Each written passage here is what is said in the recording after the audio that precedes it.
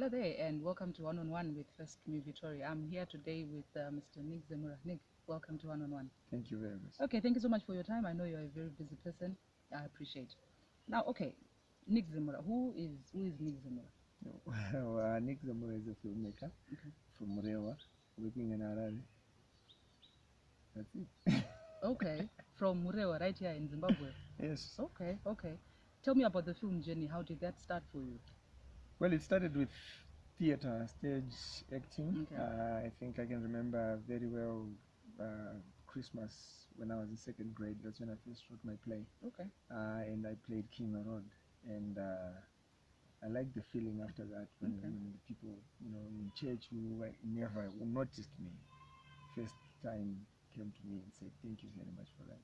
And I think that was just the beginning of this journey. And all through high school, I think I started getting paid for writing stories when I was in Form 2. Oh, okay. Yeah, so all through. You're still here in Zimbabwe?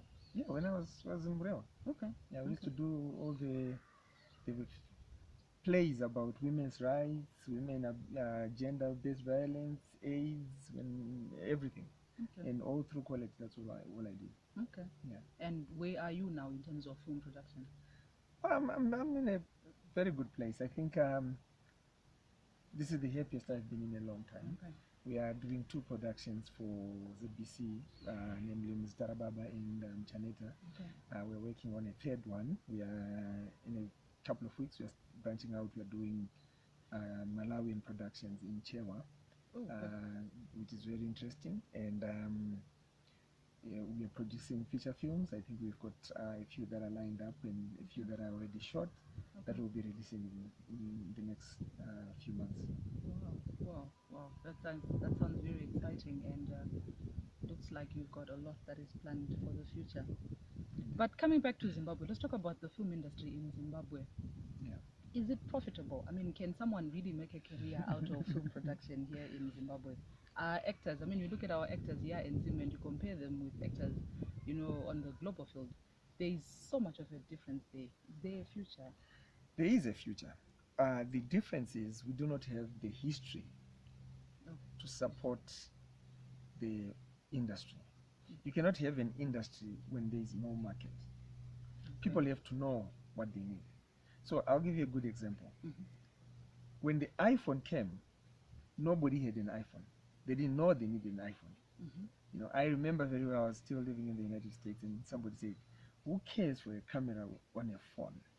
And that was the big joke. They think they are so smart, they put a camera on a phone.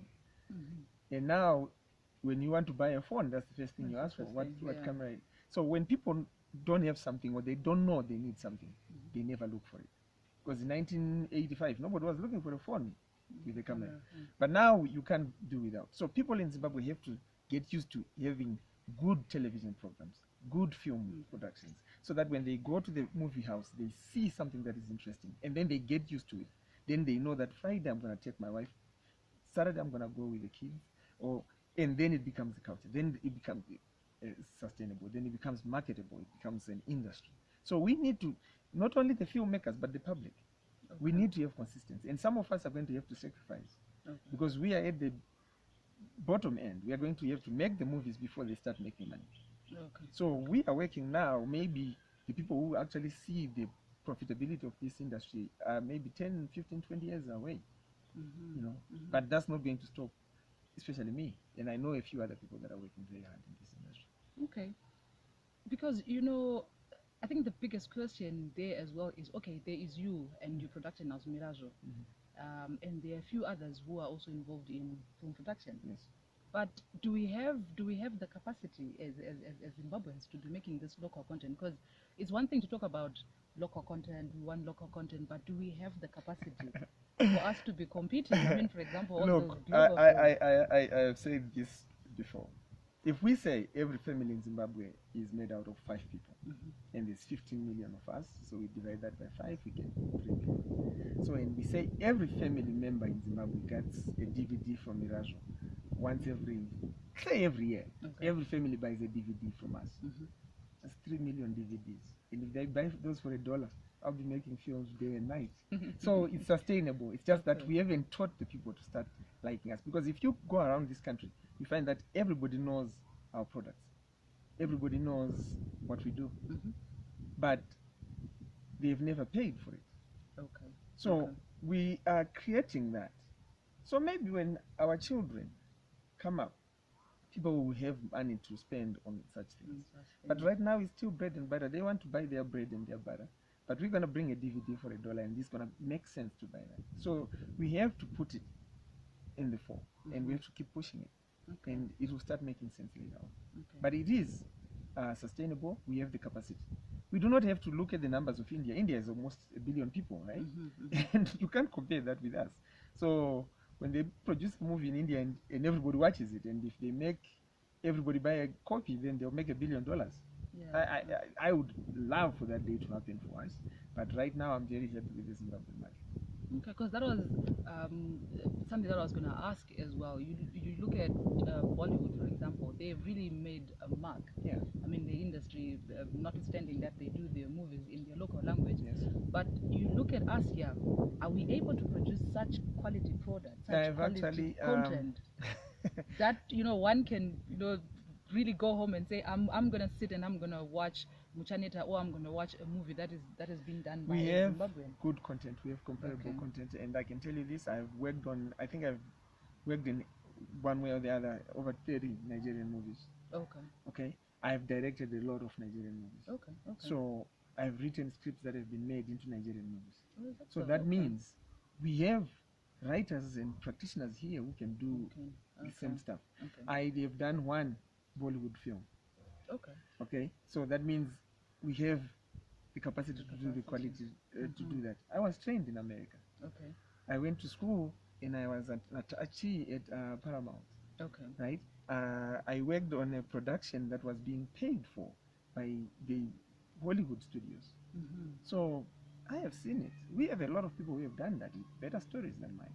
So the capacity and the talent and everything is there. It's just that we still have to start with all the pieces, the market, the value chain. We have to put it all together. Yeah. Coming back to you as an individual, you've mentioned that you were trained in the States, so I would assume that you've spent quite a number of years in the United States. Yeah. And one would be tempted to perhaps think and say, you're going against the tide, as it were. What do I mean? You've got a number of individuals that are really trying the best that they can to go to the United States, and here you are, you're coming back to Zimbabwe. Things are not rosy. I mean, there are no jobs, so to speak. The economy is not at its best. Why then are you coming back to Zimbabwe? Is there any sense in what you're doing? The best thing that I think was the best compliment. I used to work on I did a lot of productions with Desmond Elliott from Nigeria, a very good friend of mine. And he used to forget my last name. He'd say, Nick, this is Nick Zimbabwe. And I used to love that. At least if he forgets that I'm Nick Zemura, he would remember that I'm Nick from Zimbabwe. And I was proud to be a Zimbabwean. And my mother called me about 6 years ago and she was watching TV and says, in Nigeria there's somebody with a name exactly like yours, spelling and everything. I said, no, mommy, there's nobody else in the world with my name. I've checked, I've searched the internet day and night. And he says, no, I am actually watching a movie here with Ramsey Noah, and he says it's directed by Nick Zemura. I said, it's me. And my mother couldn't believe it. So I had to send the production pictures. He says, so why are you doing it over there? Why don't you come and do it at home? And every time, the only thing that she's so proud to do is when I visit her at work. She works in the parliament. She's a parliamentarian. She would say, this is my son, and you see these women coming. They appreciate it so much. I never got that feeling in all the movies and all the productions I did outside this country. So there is something about me being Zimbabwean and wanting to be here. Yes, it's enticing. Trust me, it's very romantic to go and do it in America and stuff, but you're still that Zimbabwean guy, And I will tell you something that I always am reminded. No matter how good you are, you're an American or you're British when you do something. So when Mo Farah wins gold for United Kingdom, he was the British marathon runner, right? And then last week when he had the bombing in Manchester, it was a Libyan-born kid, Libyan, born in Manchester. That's not a British. Mo Farah is British. He wasn't born in England. He went to England as a child, but they claim him because he did something good. Yeah, true. But when somebody who was born in England does something bad, they will even trace how many generations back to find out who your father was and where you came from. Yeah. So Okay. I want to be here because 22 generations ago I was still a Zimbabwean. Okay. All right. You talk about your mom so passionately. She seems to have had such an impact on you. Okay, I'll remind you of the day that you had the premiere and Nick Zemura, the mighty film director, was crying. Well, yeah, because my mother was very supportive. Okay. When I told you about the play that I did when I was in second grade, she actually tore up her bed sheets to make a robe for me so that I would play King Herod. Wow.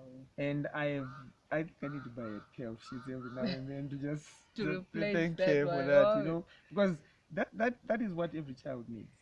True. When you do something and you feel that you're being appreciated by those that matter, it makes a lot of difference. Okay. Let's talk about Mirazo. You do have quite a number of people on your staff. I don't know whether they are permanently employed or they just come as and when you're shooting. And but I've also noticed that part of your staff